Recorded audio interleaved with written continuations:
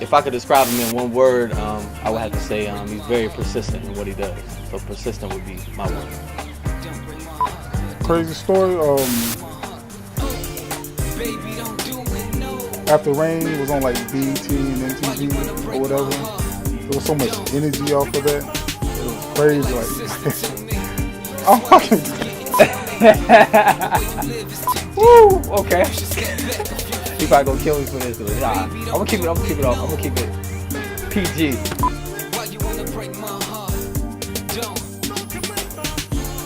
He's trying to get at her, but she was always running game on him, like, yo, do this for me, or can you help me pay this and pay that? So he's like, all right, cool. So he gets in the car, he's riding. He's like, yo, stop by the gas station real quick. I'm about to grab me a beer. I'm like, you about to grab a beer? What's a beer for? He said, I just gotta get a beer. So he goes to the store, get a beer. Long story short, we go to Buffalo Wild Wings. I guess the girl assumed that Rain was gonna give her some money. So she comes out to the back, to the door. You switched up, you doing the wrong things, you really done changed, hanging with them hoes. I actually did one Smack DVD, my own personal performance. I can't remember exactly which volume it was, but it was the one with 50 Cent and Kanye on the cover, when they both had the album come out on the same day. And you know, I got a real good relationship with Smack, and you know, my manager Eric Beasley, who is like there's like a partnership with Smack, and they also do like the URLTV.tv now. And you know they just came through, Smack came through, showed some love, and we shot it in the Bronx, New York. The whole West Bronx was out there, and it was a pretty dope look, man. It was actually off this mixtape I had with DJ Don Cannon called Highly Unanticipated. And you know, it was a dope look. A lot of people showed up, and we got a lot of good feedback from it.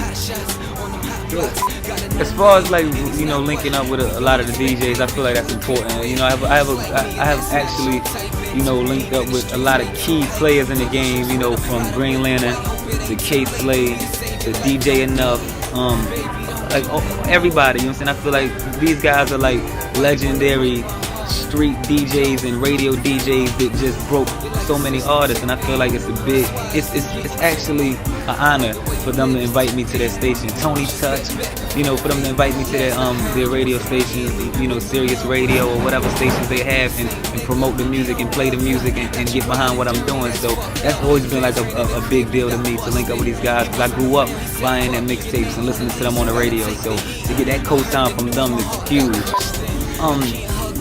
Me personally, I don't really hear the J. Cole comparisons. Like I think a lot of people put me and him in the same category, being that where we're from. And I really think that's it. I think just being from Fayetteville, North Carolina, people want to find somebody to compare you to, and it's two people coming out of the same state that actually can rap. And I don't think it's nothing more than that. You know what I'm saying? I think it's just two guys from the same place that can rap, and they spent time in New York, but we don't make the same kind of music.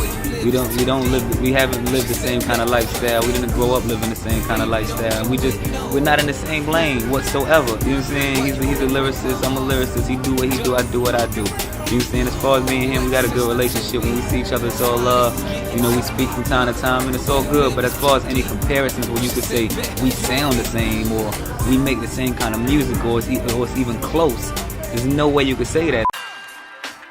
I guess I always feel the same. Nothing strange. Oh, yes, I love it. Randy was probably about 6 years old when his father went to jail. A couple of reasons why I stayed here. One, I was working here.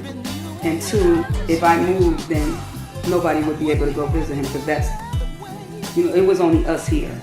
The rest of my family and his family was in New York.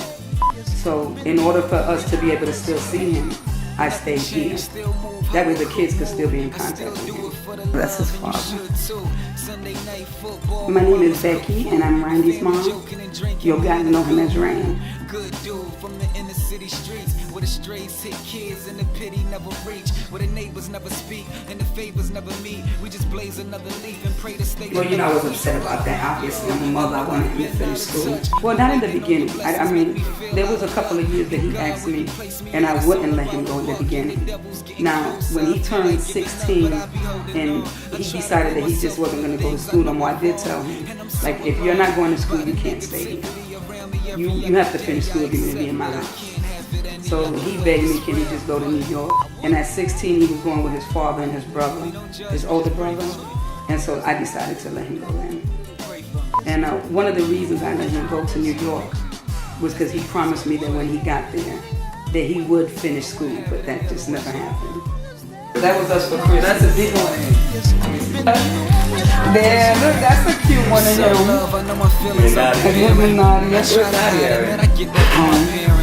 And you know I'm a user of many talents. And sometimes it's so difficult to balance. And sometimes I lash out at the Karen, and those arguments will lead to us staring at the ceiling in the bed, not speaking. And it's usually my fault, begging you to be open with bothering my thoughts.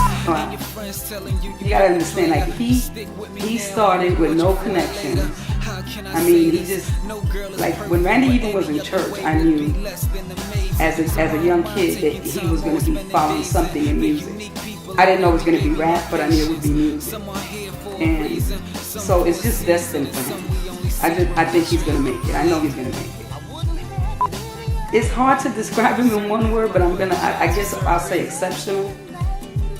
Only because from where he started from and where he's at right now, I mean, this kid has met Dr. Dre, has worked with Dr. Dre.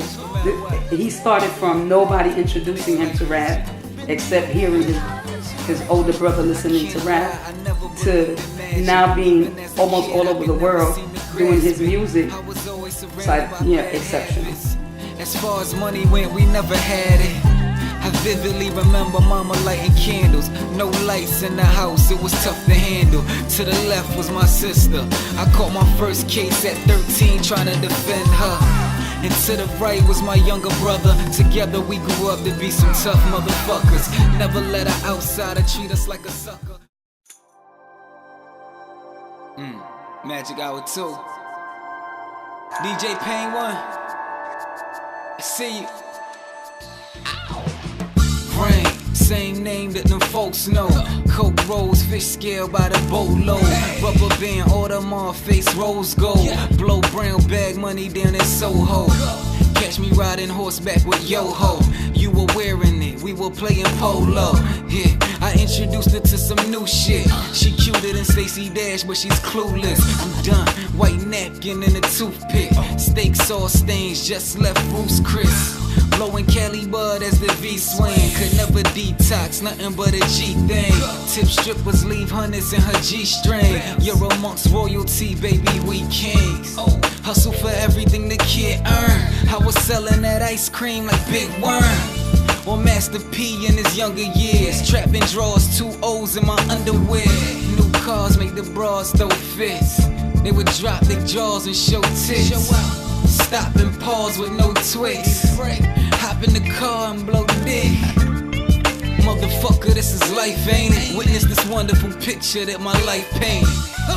Nah, I never miss a beat. Can't stop, won't stop, no Chris and Neat. And we eatin' every day, can't miss a feast. Candy paint on the old school, this is sweet. He swerving, ain't it? In my trunk on Derwin Davis. Boom. What you know about it?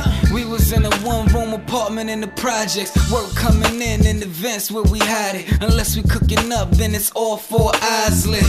No glasses, keep up, nigga. Residue everywhere, time to sweep up, nigga. Pretty soon we could let the maids clean. Big chains, Mr. T at the 18. Crazy fool, I'm so cool. The golden rule is the man with the gold rules. He winds the window down. He was like, you still gonna give me that money? So this dude opens the beer and threw it in her face. I'm like, yo, and drenched her in front of everybody, man. I mean, drenched her. But this is the crazy thing. So she calls him up, spazzing on me. I'm gonna get you, I'm gonna do this, blah, blah, blah. Next day, he called me. He's like, yo, old girl said, yo, come holler at her. I was like, you wanna holler at her, bro? She's probably trying to set you up. He's like, nah, real talk. Yeah, I was like, all right, man, look, man, you know me, man. I'm not gonna let you go over there, Dolos. I got you. We go over there. You know, we go to the crib or whatever. We kick it. She wanted to, you know. I guess she got turned on by him throwing beer in her face and disrespecting her like that. She wanted to give him some.